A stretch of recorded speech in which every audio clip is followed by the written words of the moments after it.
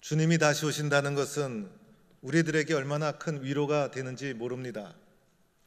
오늘 살아가기가 얼마나 힘이 듭니까? 세상을 살아가는 것 쉽게 살아가는 사람이 어디 있겠습니까? 특별히 의미 있고 보람 있고 가치 있고 정직하고 진실하게 살아가려고 하면 할수록 세상 살아가는 것이 어렵다는 것을 우리는 느끼게 됩니다. 정치 경제적으로 불안하죠. 영적으로 문화적으로 혼탁스럽죠. 현재도 어렵고 미래도 불투명한 것이 오늘 우리들의 삶의 모습이다, 이렇게 말할 수가 있습니다. 이러할 때 우리 주님 다시 오신다는 것, 우리들에게 얼마나 큰 위로와 희망이 되는지 모릅니다. 다시 오시는 주님 때문에 어려움을 이길 수 있는 것이고 힘을 낼 수 있는 것이고 위로를 받게 되는 것이고 용서할 수 있는 것이고 낙심의 자리에서 일어설 수가 있게 되는 것입니다. 여러분 집에 귀한 손님이 온다면 준비하지 않겠습니까? 여러분이 참으로 존경하고 사랑하는 귀한 손님이 온다면 여러분은 그날을 손꼽아 기다릴 것이고 또 그날이 되면 청소도 하고 마당도 쓸고 현관도 정리하고 음식도 준비하고 부푼 마음을 가지고 오시는 손님을 맞이할 준비를 하게 될 것입니다. 다시 오시는 주님은 우리들로 하여금 일어나서 준비하도록 만들어주고 있다는 것입니다. 오늘 말씀은 고난의 시대를 살아가는 우리들에게 주신 말씀입니다. 어렵고 힘든 시대를 어떻게 헤쳐나가야 하는가, 어떻게 헤쳐나가면서 주님의 약속을 기다릴 것인가, 오늘 말씀은 우리에게 이런 것을 주고자 하는 것입니다. 오늘 말씀의 배경은 유대 왕국의 말기적 상황입니다. 바벨론에 의해서 유대 왕국이 멸망당하기 직전의 상황이고 이때 예언자 활동을 한 사람이 예레미야 선지자입니다. 예레미야 선지자는 유다의 멸망을 지켜보면서 여호와께 돌아오라 눈물로 호소한 선지자여서 예레미야 선지자를 눈물의 예언자라고 부르기도 합니다. 오늘 말씀에 보니 예레미야가 아직 시대 뜰 안에 갇혀 있을 때라고 말씀이 시작하고 있습니다. 당시 예레미야는 유다 왕국의 시드기야 왕에게 하나님께 돌아올 것을 호소하게 됩니다. 나라가 멸망 직전에 이르는 것은 하나님을 떠났기 때문이다. 하나님께 돌아와야 산다. 회개하고 하나님께 돌아올 것을 촉구했지만은 시드기야 왕은 예언자의 말을 듣지 않고 하나님께 돌아오지 않았습니다. 이때 바벨론의 느부갓네살 왕이 엄청난 대군을 이끌고 예루살렘을 향해 진격해 오게 됩니다.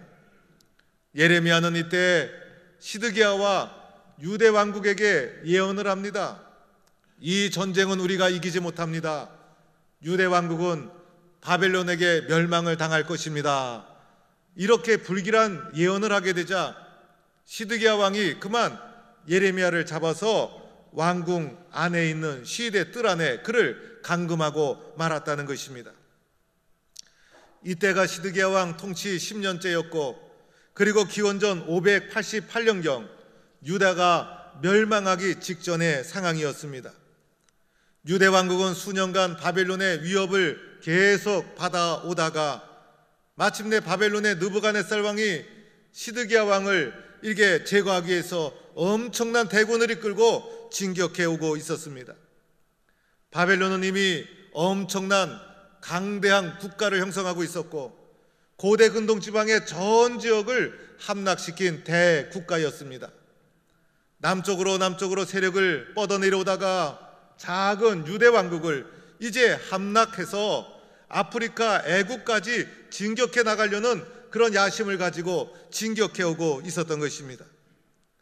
시드기야 왕에게는 바벨론의 군대를 이겨낼 능력이 없었어요. 바벨론의 엄청난 군대를 유대 왕국이 견뎌낼 수가 없었던 것입니다.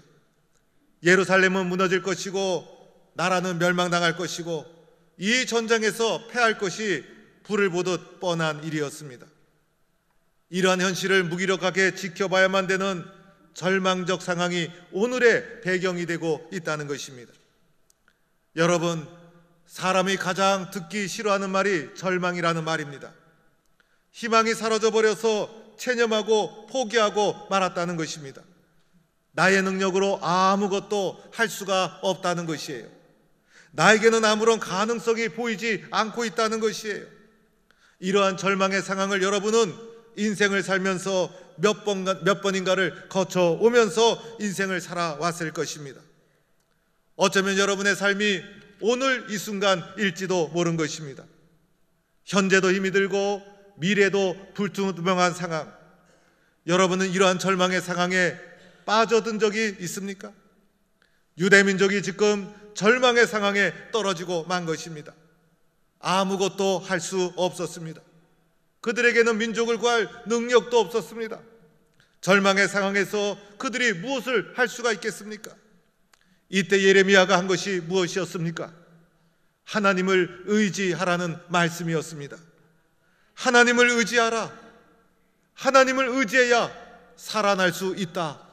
하나님을 의지할 것을 호소하고 있는 것입니다. 먼저는 예레미야가 하나님을 어떻게 이해하고 있는가, 예레미야가 하나님을 어떻게 믿고 있었는가를 살펴볼 필요가 있습니다. 오늘 이어지는 말씀 2절에 보니 예레미야가 이렇게 고백하죠.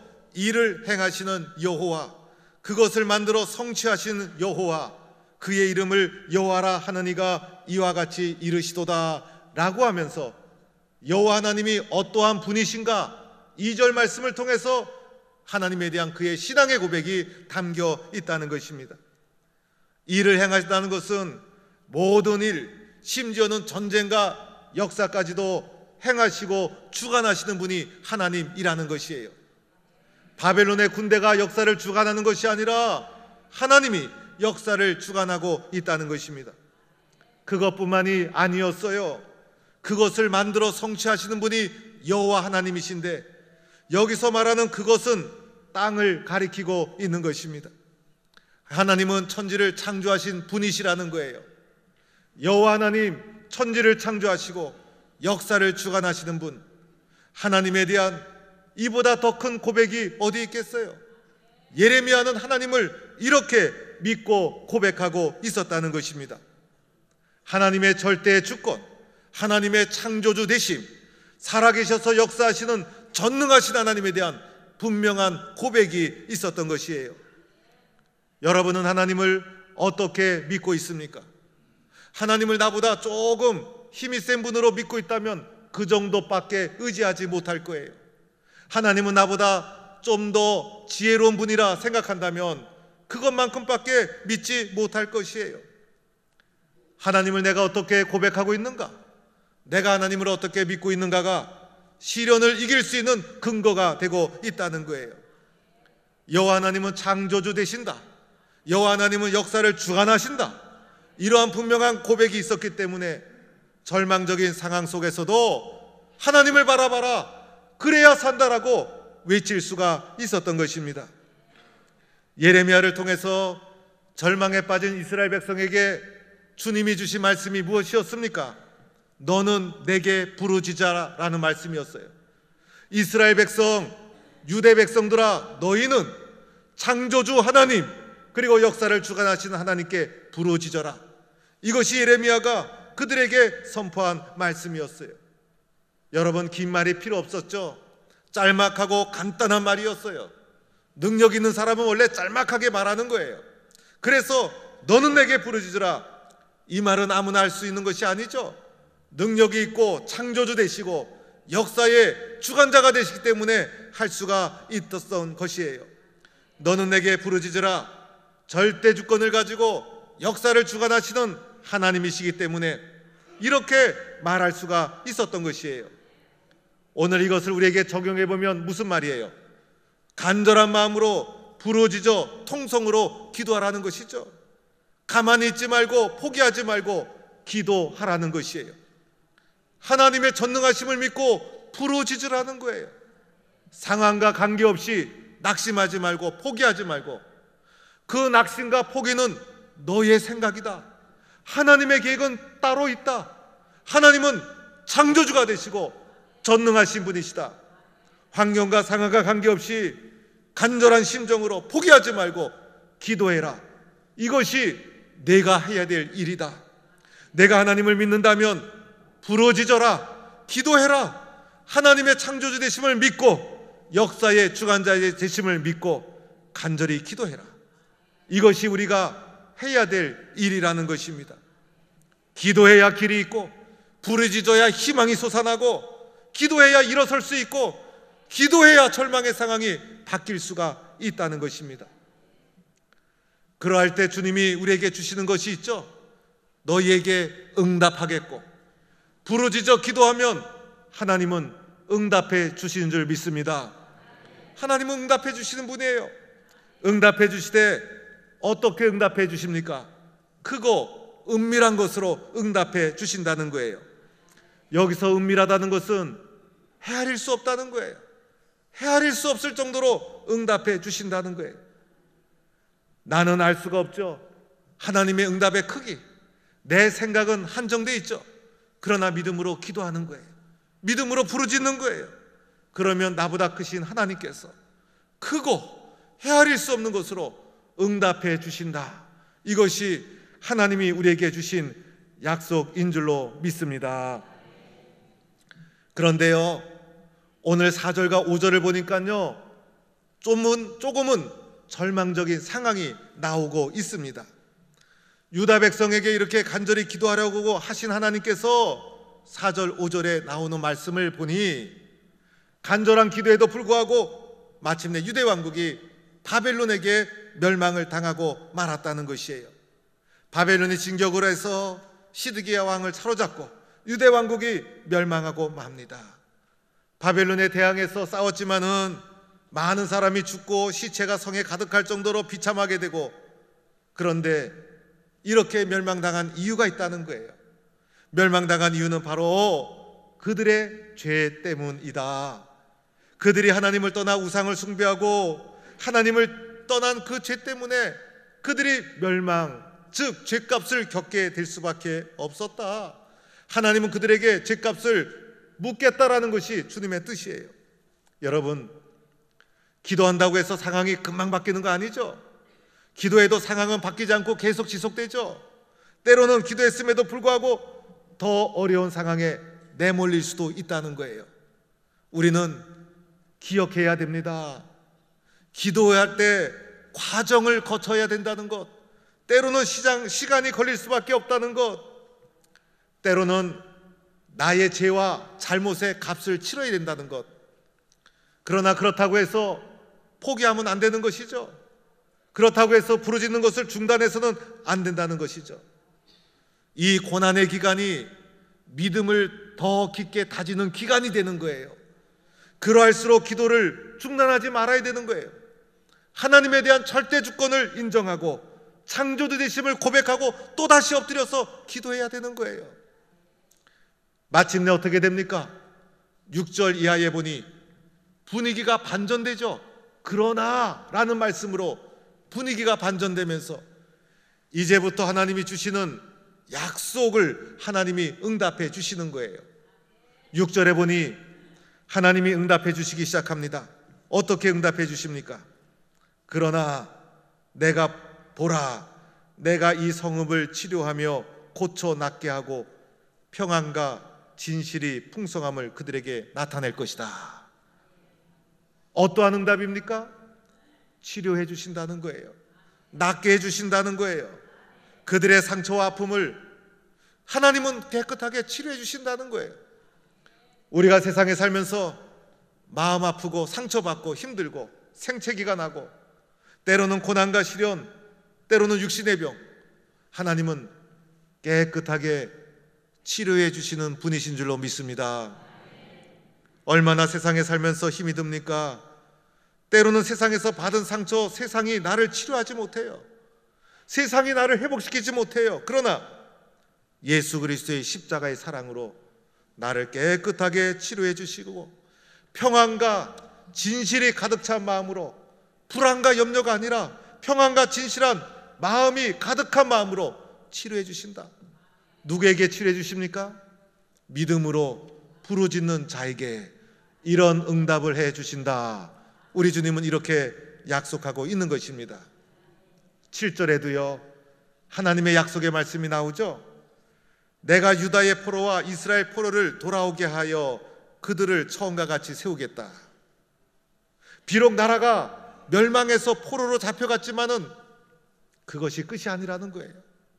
아무리 큰 절망이 있을지라도 희망은 있다는 거예요. 하나님이 마침내 그들의 부르짖음을 응답해 주시고 유대와 이스라엘을 포로에서 돌아오게 하시고 처음처럼 그 나라를 새롭게 세워 주신다.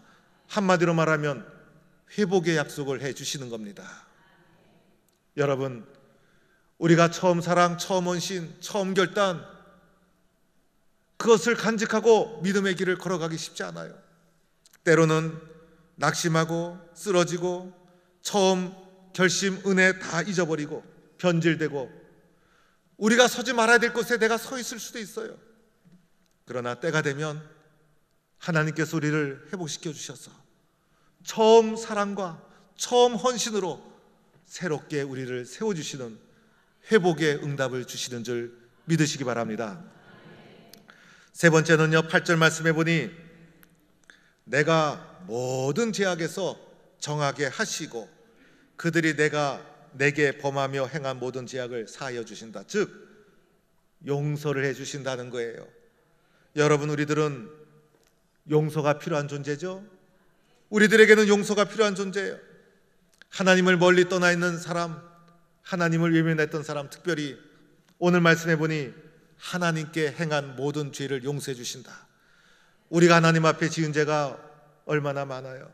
말씀대로 순종하지 못하고, 그리고 하나님 앞에 믿음대로 살지 못하고, 그러나 그 모든 것 하나님이 깨끗하게 용서해 주신다.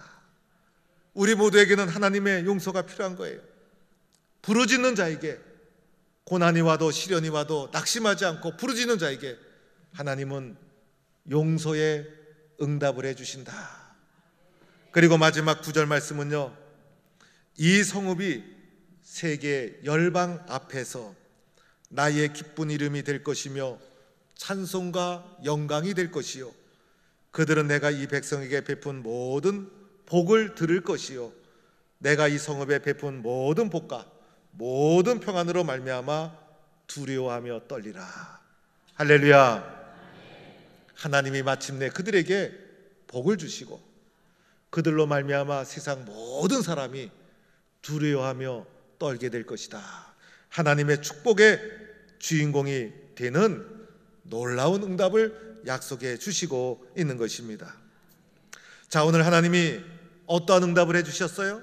치료하시는 하나님, 회복해 주시는 하나님, 용서해 주시는 하나님, 그리고 복을 주시는 하나님. 오늘 말씀을 통해서 우리들은 기억해야 될 것이 있어요. 먼저는 하나님은 반드시 우리의 기도에 응답해 주시는 분이라는 사실이에요. 하나님은 우리 기도에 반드시 응답해 주시는 분이라는 거예요.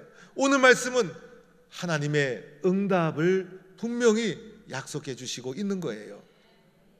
그러면서 동시에 우리들이 기억해야 될 것이 있죠. 누구에게 응답해 주시는가? 어떠한 절망, 어떤 어려움, 어떠한 시련이 찾아와도 낙심하지 않고 믿음을 가지고 하나님의 주권을 인정하고 하나님의 창조주 되심을 고백하고 끊임없이 부르짖는 자에게, 끊임없이 기도하는 자에게 우리 주님은 응답해 주시는 줄 믿는 성도가 될 수 있기를 바랍니다. 오늘도 우리가 부르짖을 때 하나님은 분명히 응답해 주십니다. 오늘도 어떠한 상황에 있던지 간에 끊임없이 기도하고 부르짖어 하나님의 놀라운 약속을 응답으로 누리는 성도가 되기를 주의 이름으로 간절히 축원합니다.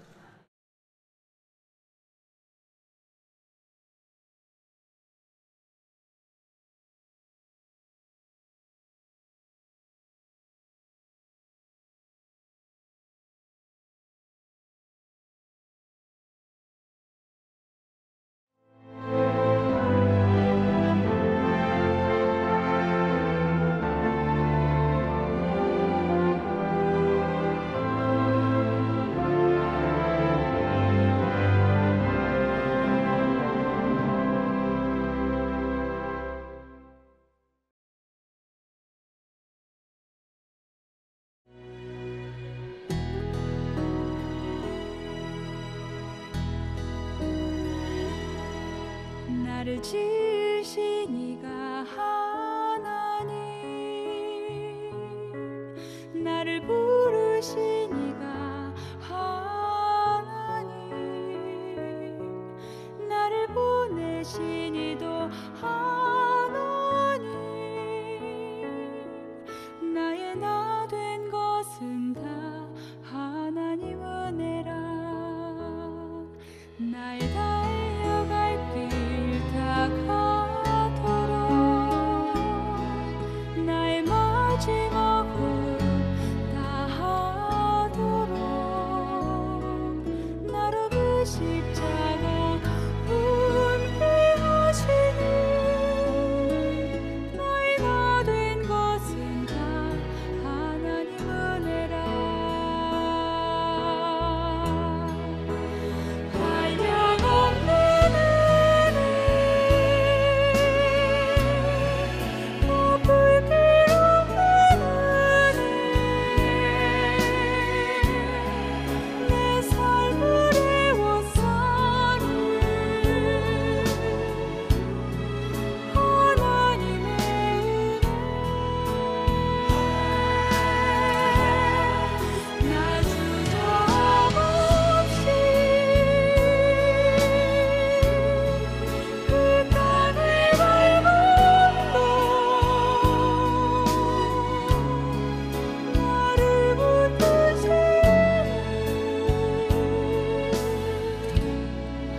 하나님의 은혜.